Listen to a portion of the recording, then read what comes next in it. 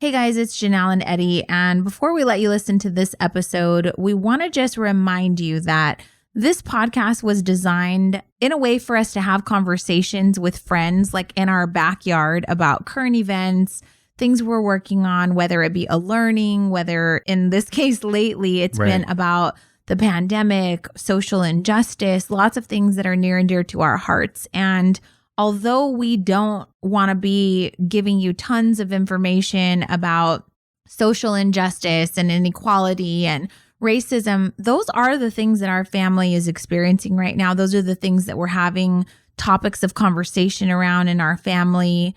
And so we wanted to let you in on this conversation because this is something that happened to us. And if we were friends, we would be sharing this with you. Yeah. And, you know, on the Push podcast, we try to tackle things like personal development and business and everything in between that helps you show up differently in your life and to push through things. Well, having empathy, understanding other perspectives, understanding that the world is vast and large and you have to have a diverse thinking and conversations. That's why we think that this conversation is appropriate on the Push podcast, because we want to give you perspective and help you see the world in a different way, especially if you've been seeing it in one way only.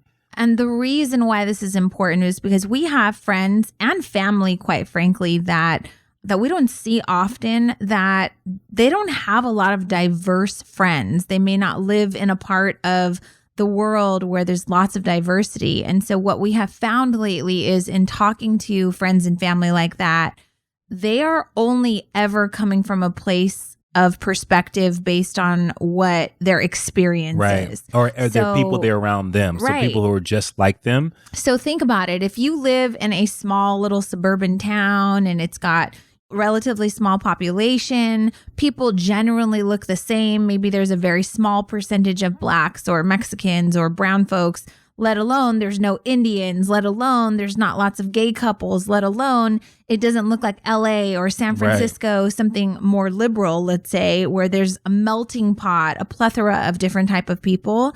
Then, you know, these are conversations that you unfortunately don't get to experience with anyone. Right. And so when we recorded this, we were like, do we really want to play this? Like, do people care about this? And the fact of the matter is, these are conversations we wish we could have with you, those of you that live in melting pot areas, because Less these diverse. are conversations that are going to help push you into greater empathy, greater understanding, greater sympathy for others, greater inclusion, and just open up your mind. Yeah. And I think we believe that proximity is king. Proximity is everything. The closer you get to things, the better you have an opportunity to understand it. And when you get to a place of understanding, then it brings you a different level of awareness and allows you to act and behave differently because of what you've been exposed to. And so we're just trying to get you to be exposed to some different perspectives than hopefully that you've ever experienced before. And hopefully it plays a good part in your approach on life going forward. Right. So although this may be a quick kind of off the cuff, funny story that we share with you, we really do think that you expanding your belief system, your structure around thinking, your structure around inclusion, and considering other people's opinions who may not be similar at all to yours, we really do think that that's going to help you win in business, in life, in your career, in relationships. And so we decided to share this with you as though you were a guest over to the Copeland household and we were having a barbecue in the backyard, of course, social distancing. But we hope you enjoy. And if you do enjoy this conversation, if anything that we say pushes you to gain new understanding or just think about things in a different way, please take the time to leave a comment, send us a DM, write a review, because we want to make sure we're on the right track with you. Some of you may say, I don't really want to talk about race anymore. If you find yourself triggered by this episode, then guess what? It's for you. It's for you, yeah. It's because we love you. And if you have a question, DM us. Yeah. We would love to have this dialogue and keep going forward. We understand that being your very best version of yourself requires you to take on. It requires discomfort. It requires discomfort, but also requires you to hear diversity and understand different ways of thinking and different ways of seeing the world. And so that's what we want to give you. So here you go. Welcome to the Push Podcast. Why push? Because a nudge is just too friendly. And friend, we're here to help you get your shit together. I'm Eddie. And I'm Janelle. And we're the Copelands. We've got 3 daughters, 2 businesses, a mortgage, and lots of responsibilities. So just like you, we're struggling to find that perfect balance of ambitious go-getter hustle while still staying present, loving our kids, and working on our relationship. And doing the laundry, going to the grocery store. Oh, and don't forget being mindful. Yeah, all of the stuff. So if you're juggling all the things, but you're also trying to get to the next level, guess what? You're in the right place. So get ready to be pushed. Welcome to the Push Podcast. This is episode number 73, I believe, right? You should know what you're going to say before you hit record. It's almost like I want the audience to guess. This is episode 73 of the Push Podcast. I want to start with a what in the world. You're just going to jump right in. I'm going to jump right into it. Okay. All right. So we have been enjoying our wonderful 16-year anniversary here in Oceanside, California, enjoying the beach and being right at the shoreline. Is that what it's called? The shoreline? I don't know. I don't know all the beach terms quite yet. Okay. And we have been staying in this lovely condo. Okay. I would call it a condo. And it's been great. And earlier today, we had a visitor walk into our place of dwellings and living. Can we back it up? Well, first of all, yeah, back it up. Go ahead. It's our 16-year anniversary. Yeah. 16 years on the 16th of January. So by the time you guys are listening to this, it's a couple days past that. 10 days past that. This is a really big year for me because this is the first year in 16 years that I didn't need a reminder of the actual date. And people that have listened to the podcast before, like last anniversary, know that I'll call Eddie on, the 15th or wake up and be like, happy anniversary, honey. And he's like, happy anniversary, babe. But today's not our anniversary. Right. So I just want to be recognized, a little shameless self-recognition for myself. 16 years on the 16th, I can't mess that up. No. So now going forward, I'll know, okay, 16 years on the 16th, next year will make 17. Like I'll know this. No, that could be really confusing for me. Well, it's on the 16th, it'd be 17th. Well, the point is this year I couldn't screw it up. Yeah, so you got it correctly. So I did a good job, right?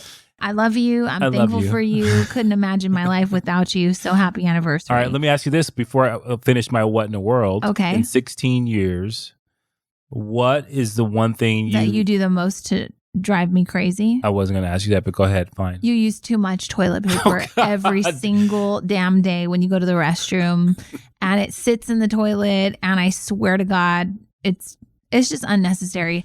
Eddie's like a multiple wrapper. Like he will wrap it around his hands. It's just unnecessary. This is way too much information. This is way too much. So I just want to know if you guys could leave a review, comment, send me a DM. I just want to know, how many times do you wrap the toilet paper around your hand? I just want to know. I wasn't going to ask you that. But anyways. Okay, way to out me on, okay. I was going to say national television, but we're not on national TV. Next, I will say this, okay, go ahead. and then I'm going to give you the whole floor, I swear. No, good. So Eddie, my wonderful husband of 16 years, booked a beautiful getaway for us. My God. We've stayed at this condo in Oceanside a few times. Love this little place. It's a 1-bedroom condo. And, the first night that we got here, I was like, honey, we don't have to rush and do all this stuff. We're going to be here for 2 nights. Like, it's fun, Right. It's fine. Let's just chill. Let's relax. So first night we stayed in, we just, got some food to go. It was beautiful. Woke up the next morning, walked to a little cafe leisurely, took our time.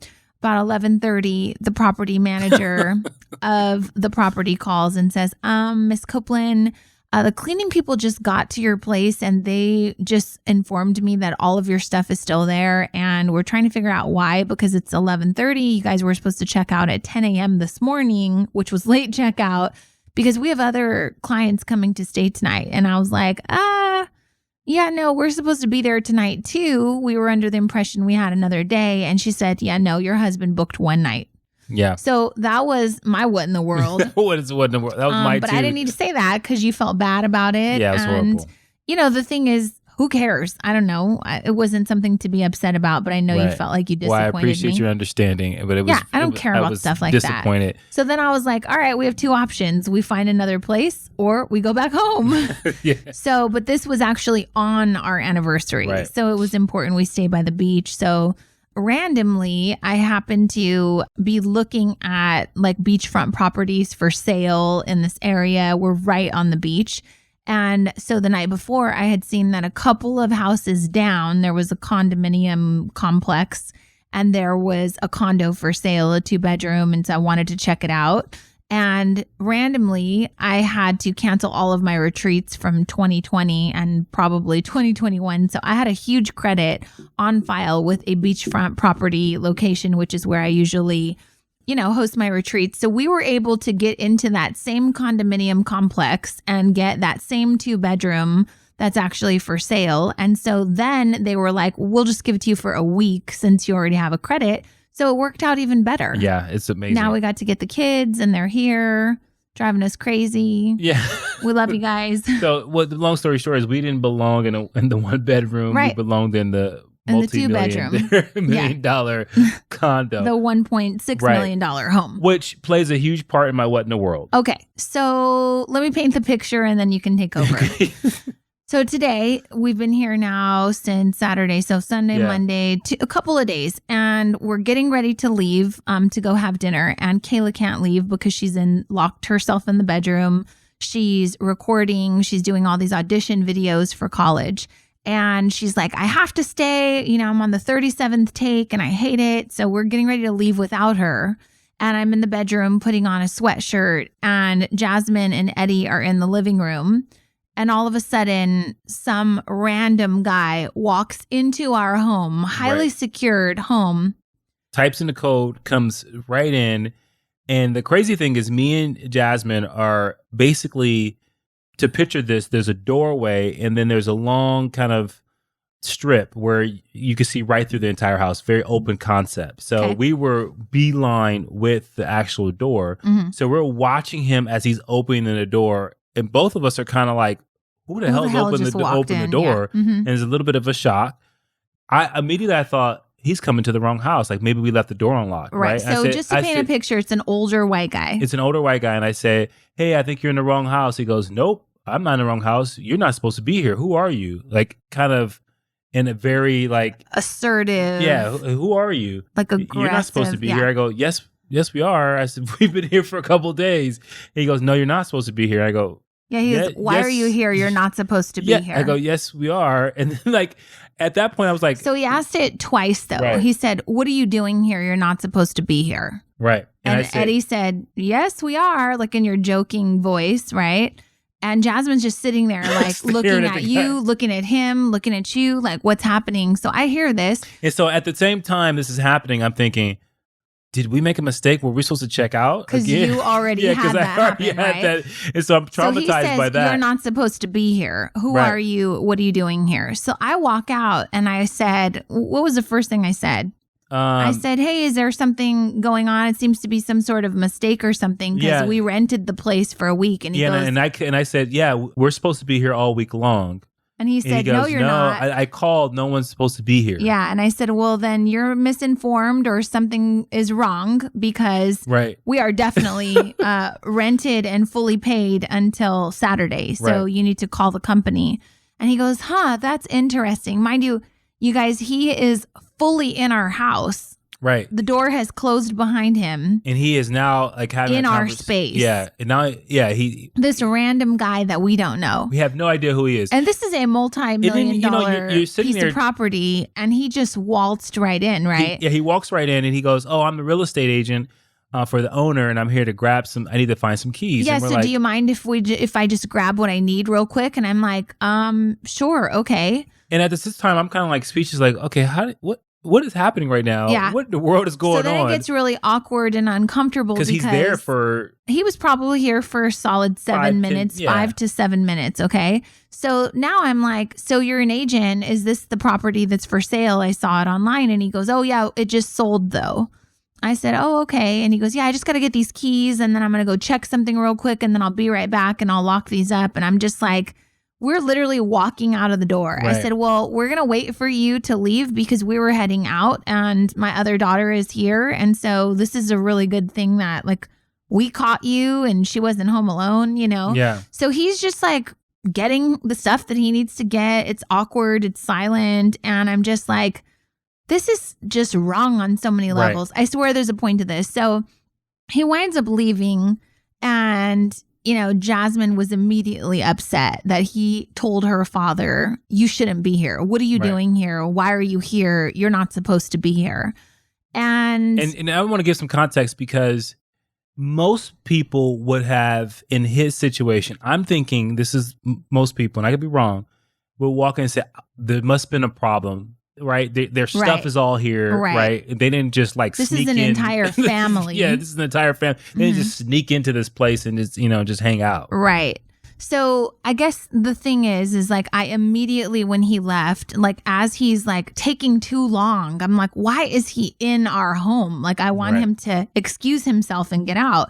So immediately I called the office and I said, I need to understand why a man who's a real estate agent apparently for the owner was given access to our home and just walked straight into our home and not only told my husband and daughter that they shouldn't be here, you shouldn't be here 2 times, but wasn't really apologetic, didn't excuse himself. Hey, I'm going to come back another time. I'm so sorry for the... and the thing is you're a real estate agent of a property that gets rented. So this shouldn't be a surprise to you. Right. So then, I tell the person in charge of the property, here's the thing. I don't want to make this about race, but I very much feel that it was because I had to walk out and say, I think there's a problem here. You're mistaken. You need to contact Diana at such and such. And then kind of like just made him back down. But I just wonder what was going through his head when he saw you, because let's just paint it in a different way.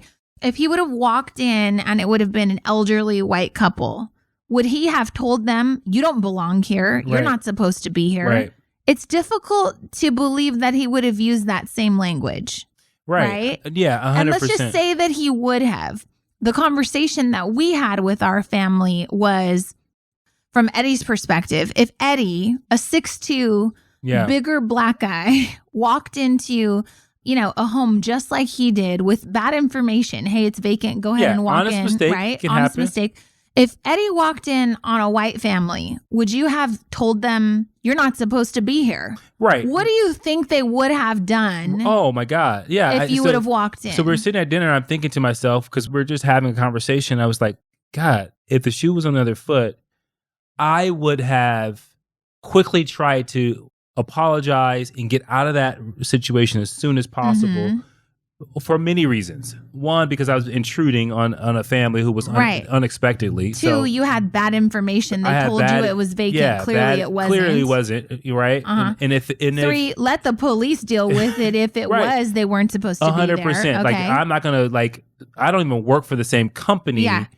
Who rents these things out. So I could definitely have the wrong information. And so just the approach in itself, and like when people, like we talked about in the last episode that I know a lot of people are going to, hopefully it's triggering, and we talked about uncomfortable conversations with the Copeland. But I think what people would need to realize is that is, in a sense, what white privilege looks like.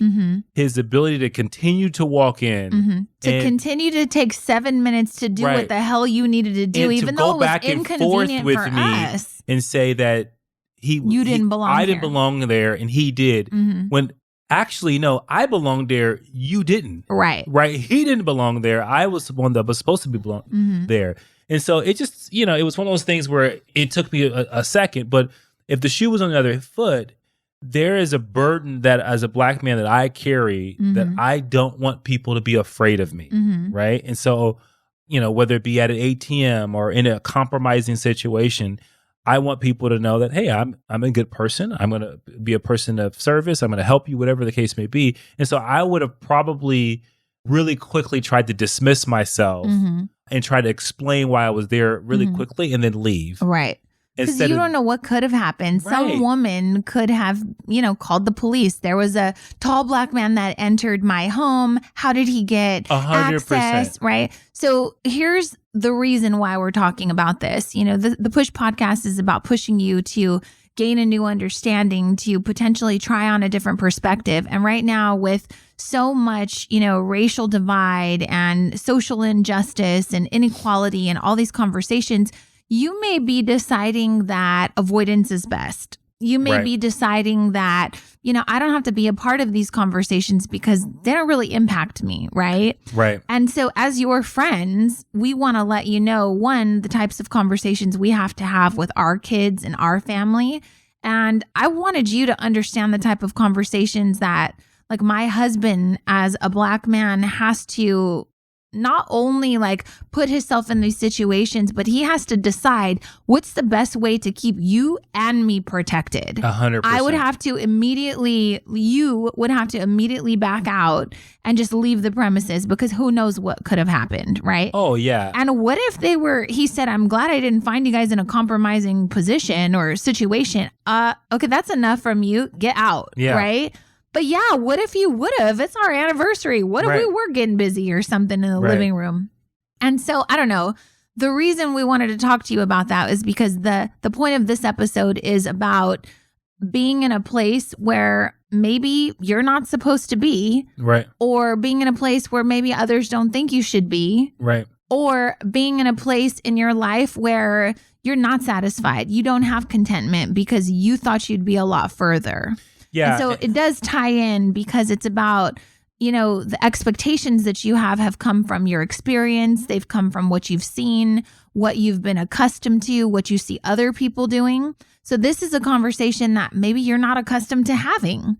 Maybe you're not accustomed to thinking about, oh my God, if that were me and I was black, what would I have done differently? What would I do if the police were called? What would I do if they arrested me? What if you would have left?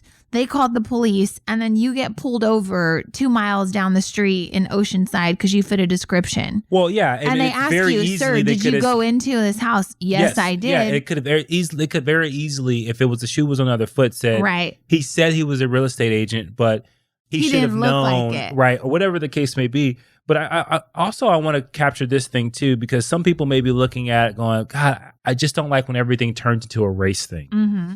And I want to tell you why it's so important to hear stories like this, especially when we put the shoe on the other foot, is because we have to build a sense of consciousness in every single person on this planet, but specifically in the United States, because of the fact that we are dealing with racial inequality. And when we bring to light situations and scenario that help you consciously say to yourself, oh, I can see how that goes bad.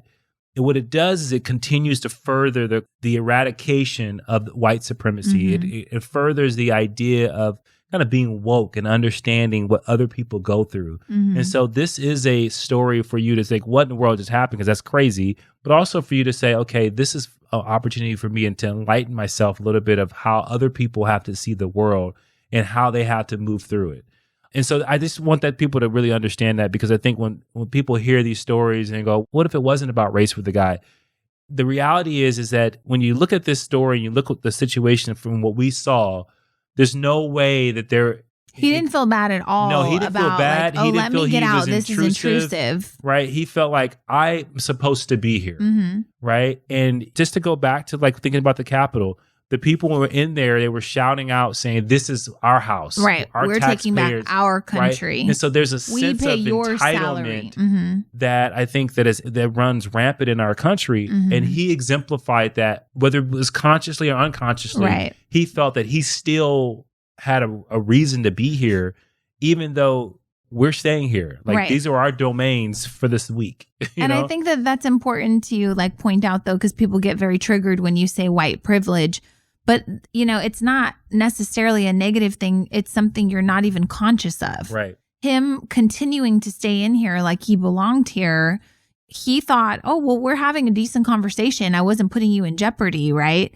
Yeah, but you're still not supposed to be in my house. Right. And all we're trying to get you to think of is we're trying to get you to recognize if it were a Black man that looked maybe slightly intimidating and you're not, accustomed to being around other Black people, and some random Black guy just walks in your home, he's not going to tell you shouldn't be here. What are you doing here? If Eddie used that same tone, the same language, it would have looked really aggressive coming from you. 100%. And that would have been 100% up to their interpretation. Right. And I think the conversation would have gone differently. I think that Well, you would have had to choose different words. My God, but that was the point of us having the conversation at dinner with our girls is, as a Black man, you would have had to do things differently. That to me is the epitome of like why we're not on the same page right now as a country. Because people are not thinking, oh shit, if my skin was a different color, I see where they're going with this. Eddie, you're right. You probably would have had to treat me differently if you would have walked into my home, And that's all that we're trying to get you to do is just see that different people who don't look like you, they have to have different conversations with their family. They have to respond in a different way just because of the color of their skin. And if you're listening to that going, no, they don't. They just need to be people.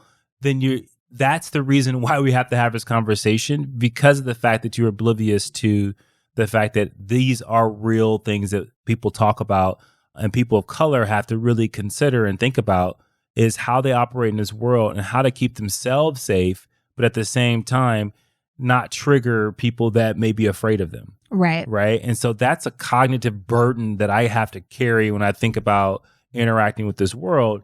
But, there's part of me that look at that situation, the guy walking in and saying, if I would have responded aggressively, even though he was in the wrong, all of a sudden I'm in the wrong. Right. Right. So I think I want to leave this here. Yeah. I really want to open this up. I'd love for you to send us a DM, at Cope with Eddie, at Janelle Copeland. Leave a review. This is like a really short and sweet episode, but I want to know, what has your experience been like with race? What information can you share with us that would help enlighten us on something that you've had to overcome, or an issue that you've maybe had to learn the hard way, or a time where maybe you offended someone, but it wasn't intentional, right? And you had to learn from that.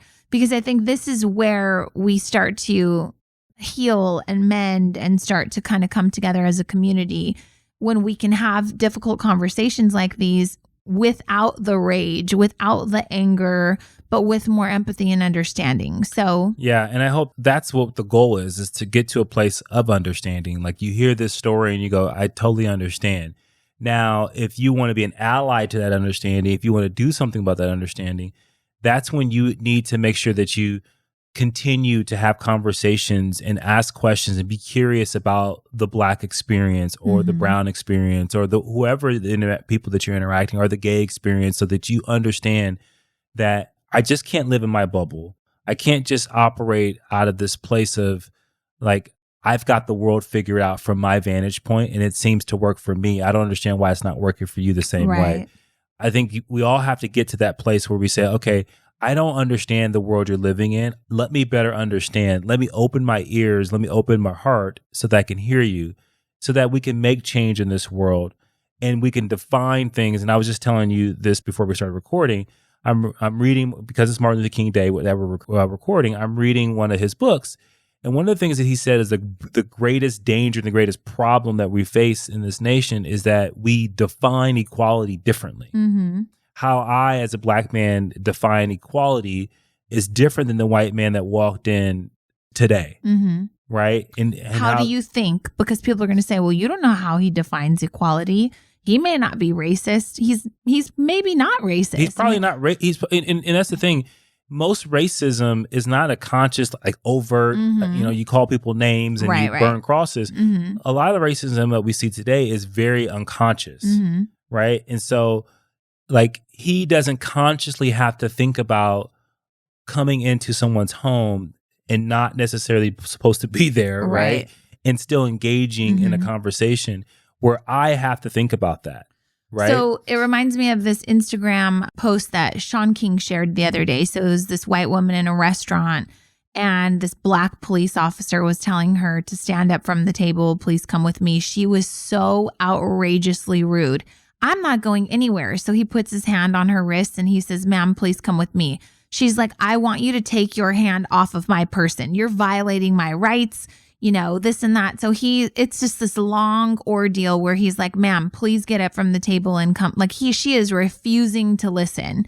She's talking about all these constitutional rights. She's going to get an attorney. And he said, you need to come outside with me. She's like, I will call the police on you. This is kidnapping. It's like, I am the police. You did something wrong. You need to come with me. She causes this huge scene. And all of a sudden, this white officer comes. And now he's more aggressive with her. Like the black police officer was just taking it from her. Right. It was so bad. And she was just so privileged. So the white officer comes, he aggressively gets her up from the table. So she is still upset. She turns to the white officer. She says, shame on you. You should be ashamed of yourself. She's treating him differently. It wasn't okay when the black officer was trying to get her up to arrest her. And it just reminded me of that's inequality right there. Right. I'm a black police officer. I'm telling you what to do. He's using so much grace, so much kindness. He was never aggressive with her, wasn't forceful. Why?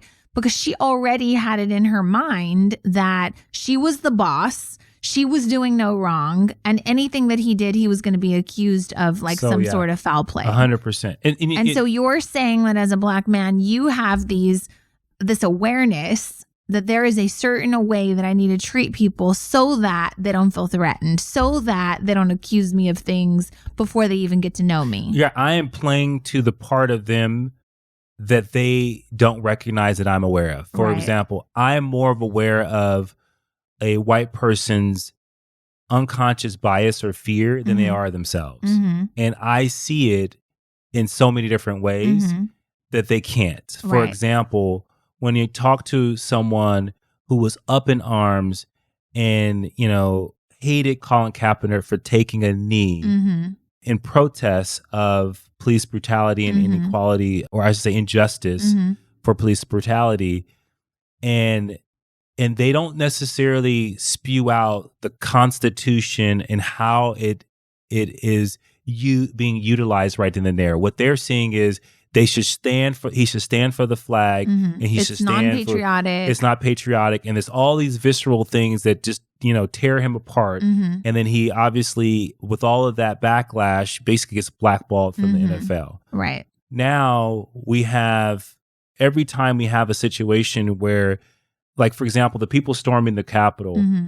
Like they're saying their rights are being taken away. Right. They're exercising. They're also holding Confederate flags. They're exercising what they are calling their constitutional rights, right? And the same people who saw Colin Kaepernick and demeaned him and denounced him are the same people saying, well, it's understandable why they stormed the Capitol. The election was stolen. Or the president, he didn't incite that, or and all of these excuses. And so there's this you look at these two paradigms and you go, oh wow. So you're saying one group of people can get away with something when the other person. Here's the thing: when white people are going after or saying they're exercising their rights, they can do it with aggression. They can do it with defying things. With guns. They can do it with guns. They can do it with harmful words, violence, all these different things. They can do it with hate speech, whatever it is. But when a person of color decides to do a silent protest, now this person has disgraced and not being a patriotic. And so that to me is that's what the huge miss, obviously. But that's where we have the equality difference, right? Like if I express myself, I'm, in a way to say, hey, that I don't like what I'm seeing, all of a sudden I'm a problem, right? Black Lives Matter is a problem, right? Because we don't want you in our neighborhood. We don't want you in our neighborhood. We don't see anything wrong with what's happening, right?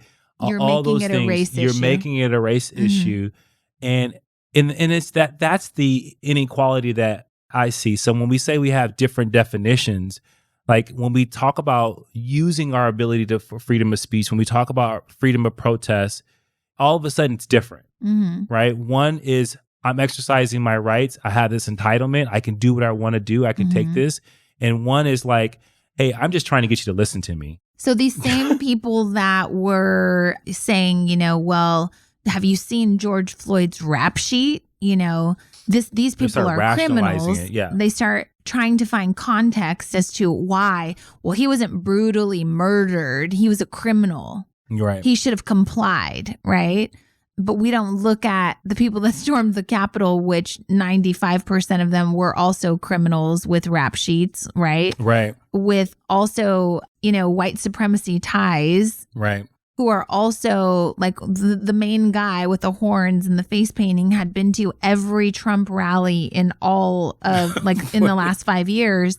So it's like, I guess why the president won't condemn that is a whole nother story, right? We have so much to talk about. But it's just like and it's like saying it's just a double standard. Mm-hmm. It's like, I just want people listening to this to open their eyes and open up their understanding to when they see a double standard, to call it out, right? To, you know, and you don't have to agree with Colin Kaepernick. Like, you don't have to necessarily think that what he's standing for, like, you don't have to agree. You don't have to agree. No one's saying you have to agree, but you can't look at him with different eyes than you do someone else doing something egregious and doing something, because his was completely peaceful and it was silent. Right. And it was just him. He wasn't like, hey, bro, we have people we know who haven't even condemned what happened at the Capitol, or when they do condemn it, there's also like, but we're not even sure that was really Trump supporters. Right. That was Antifa. All of a sudden now it's like an anti-fascist organization that, you know, is like a ghost out there. And so I think what this episode is really about is like, really look at the world and try to be an objective, listen out, be curious, have empathy. But also when you see something that you go, what, this, if this was she was on the other foot, this would be wrong. Identify those things, call those things out, right? And bring awareness to yourself and as well as your family, especially if you're not a person of color. Yeah. And this applies to so many things. I think if you're listening and you're gay or lesbian or trans, like there's been things that you have to think through and maybe consider the people you're acting with, like consider their perspective, how they're going to respond. That's not fair. Right. And we have to get to a point where maybe we do some of that work for the people that we're trying to create space for. Yeah. And I think it's the right work, because if you are listening to this and you agree or disagree, whatever, you have family that don't agree, the one thing I will tell you, and we talk about this all the time, is that yet in the history of the United States, or I would say in the world, have you been revered for excluding people? Have you been revered for silencing people, for making sure others don't have certain liberties? Never in history is that something that you get put on a pedestal and they write really great things about you, regardless of if you're the one that's, you know, the ringleader of it all. Like Donald Trump's not going to be written in history as a great president. Right. It's just not going to happen. And everyone that supported him will be basically in the same part of the history book as him, as this group of individuals that believed that the United States should move in this direction. That was more about exclusion. That was more about being able to demean people, women, people of color, people with, you know, special needs, all the different things that come along with that. And I think you have to ask yourself, when I think about my life, my family, will they read about something I was associated with in the history book and go, oh my God, I can't believe my grandfather or my grandmother was a part of this? Like, at this point, are they reading your social media posts thinking, I can't believe my grandfather is a part of this? Right. And so if you have a tough time with all the things that we're talking about, you got to ask yourself, like, wow, how will this be remembered? Right? How will I be remembered? Yeah, because no one's going to look at the history books and say, it was the wrong thing for Obama to push for equal marriage, for a great gay marriage. He's going to be revered over time. Like, that's only going to strengthen his position in history. You're saying because it's about inclusion. Because it's about inclusion. I know a bunch of Christians that are listening that are like, I don't condone that. Right. And you don't have to condone it. No. But when you stand on the side of history of exclusion, right, it just for any party, it never works out for you. Right. So and so that's an important thing. Like, know that the way you live your life, the morals that you have, the values that you have, they're fine and dandy for your life. But when you start to push that and you start to say that should be reflected in everyone's life, and it should be law. Now you're talking about exclusion.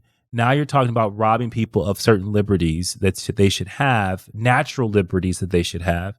And I think that you're just going to find yourself in a place where, as the history books read it, you're going to be on the wrong side. Well, do you remember a few months ago, it was sometime last year, but someone in we have a baking mentorship group called Cake Sense. Someone had posted, I don't know how you guys feel about this, but I refuse to do a wedding cake for a gay couple. Yeah. I'm just not going to do that based on my beliefs. And I was like, here's the thing. You're setting yourself up for the biggest lawsuit known to mankind. And that seems silly to me that you would let your beliefs create discrimination within your business. Right. Like Target can't do that. Apple can't do that.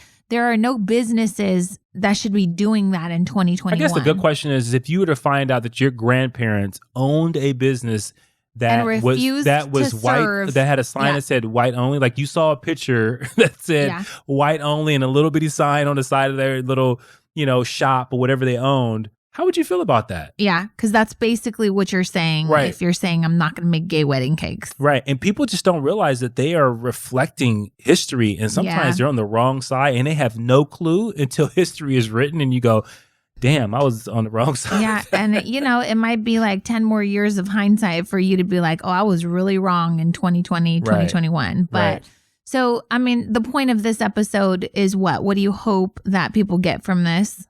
I just hope they gain some perspective. I hope it pushes them to really look at race and where we're at right now with a little bit more clear, objective perspective and be willing to listen, even if at first time hearing something you disagree.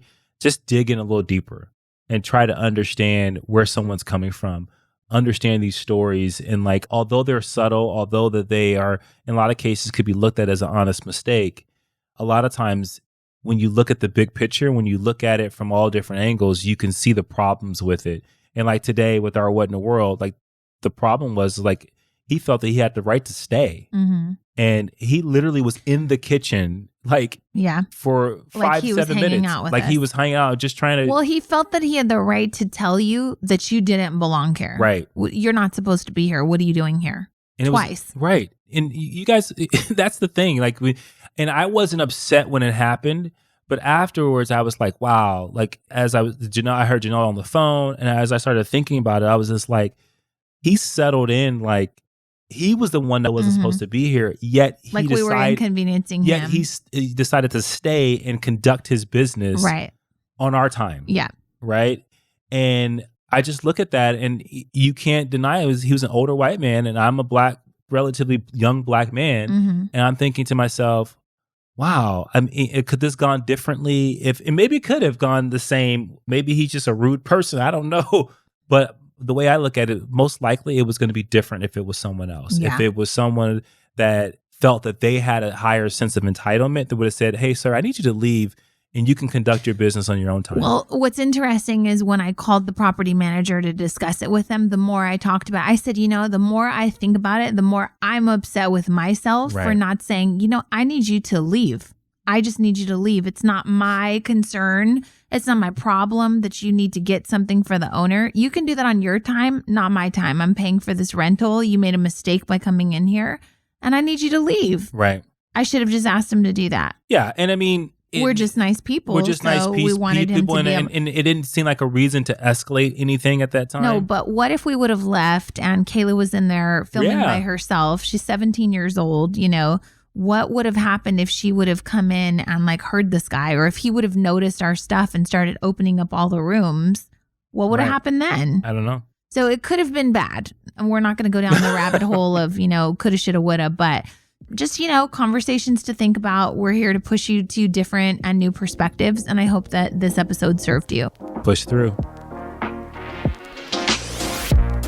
Thank you for listening to the Push Podcast.